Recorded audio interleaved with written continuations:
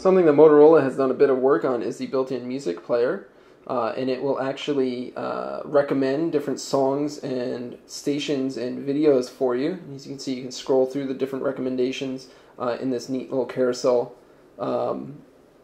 feature here, and it of course will play any music that you load on it from your computer. But you can preview a song, let's see that one, before listening to it, and it gives you the option to buy it through Amazon. You can see it gets rather loud.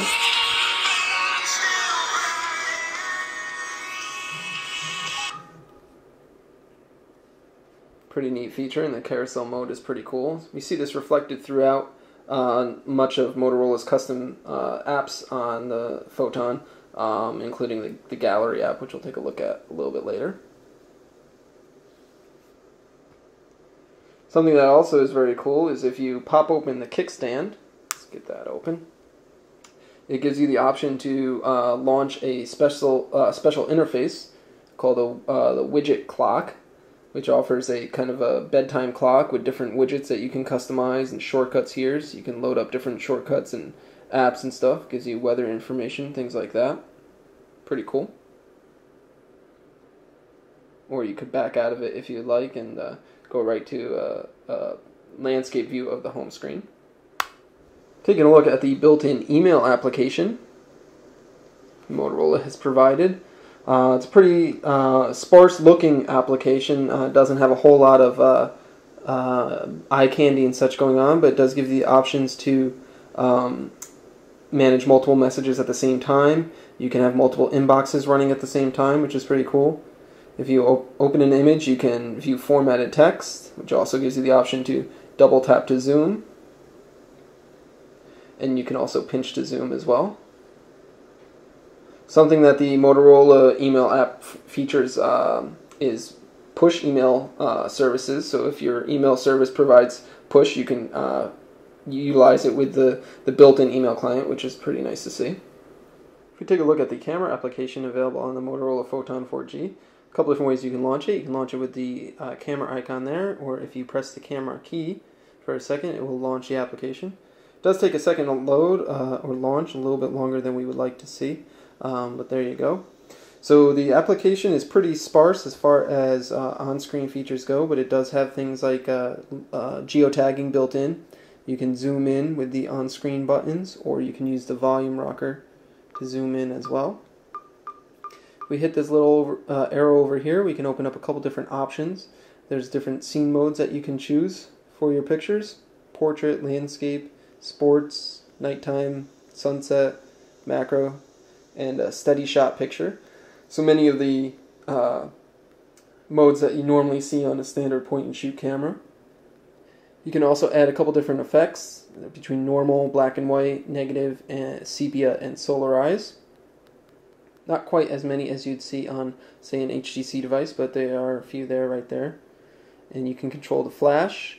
You can switch between the rear camera, which is the 8 megapixel unit, and the front-facing VGA cam. So there you go, you can do self-portraits.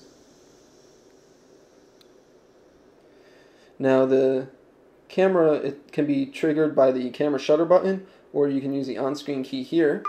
If you use the on-screen key, you can tap and hold the autofocus, and if you don't want to take the picture, you can slide your finger off. However, if you use the camera key up top, if you press the button, it will go ahead and take the picture. It will not pause after autofocusing. So if you push the button, it takes the picture. Whereas if you use the on-screen key, you can autofocus and recompose. If we take a look at the pictures in the gallery here, we can pinch to zoom on them like so. Pinch to zoom isn't quite as smooth as we would like to see on this. Some phones do it much smoother. You can also rotate it by dragging 2 fingers. And you can swipe between the pictures that you have available. Double tapping will zoom you in full scale there.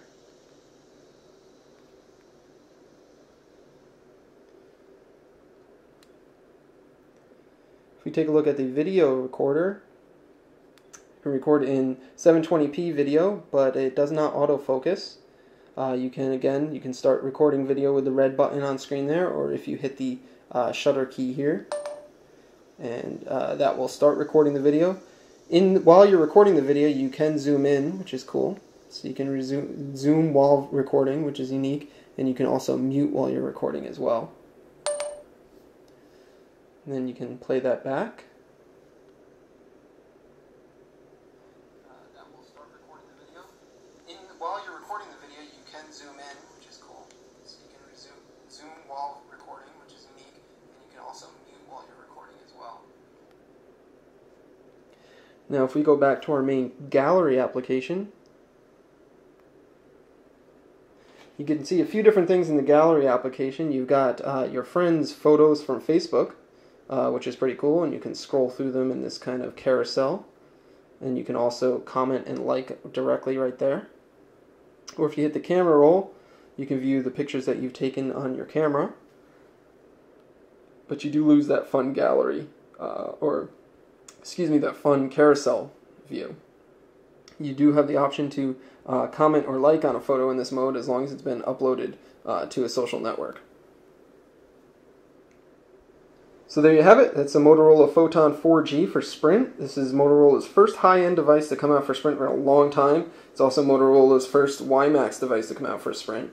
And it's another first. It's the first WiMAX device on Sprint that also features a global GSM radio. So it's got a lot of firsts going on for it. Just as a quick recap, you've got a 4.3-inch QHD screen with 540 by 960 pixels of resolution. You've got a very fast 1 GHz dual-core NVIDIA Tegra 2 processor with 1 GB of RAM, so you got a lot of RAM to play with. Built in, you've got 16 GB of internal storage, 3 GB of which you can use towards applications, and it supports micro SD cards up to 32 GB in capacity. It's running Android 2.3.4 Gingerbread with Motorola's custom interface on it, as you can see here. And it's got an 8 megapixel camera on the back with autofocus and a flash, and it records 720p video. In addition, it's also got a kickstand on the back, and it's compatible with an HD accessory dock, so you can plug it into an HD TV and utilize the web top function, which acts like a full-blown computer. But that's a quick recap of the Motorola Photon 4G.